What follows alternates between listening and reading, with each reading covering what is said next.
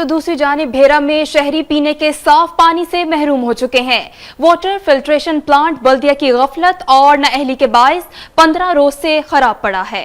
शहरी खरीद कर साफ पानी पीने पर मजबूर हैं। मजीद जानते हैं अपने नुमाइंदे नवीद जावेद से। जी नवीद जावेद, बताइएगा क्या सूरत हाल है?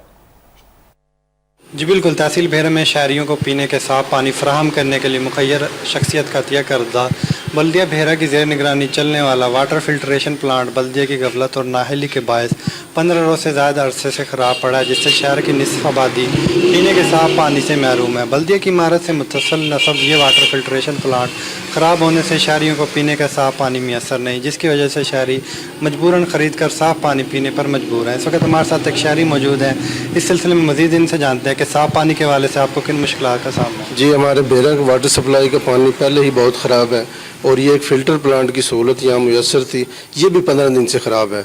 आला कौम से अपील है कि इस फ़िल्टर को जल्द से जल्द ठीक कराया जाए ताकि जो हम पानी ख़रीद कर पीने पे मजबूर हैं उससे हमारी जान छूटे। जी बिल्कुल, उन्होंने आला हकाम से मुतालबा किया है कि वो फिल्ट्रेशन प्लांट में होने वाली ख़राबी को फौरी दूर करने के लिए इक़दाम उठाएं ताकि बहुत शुक्रिया आपका।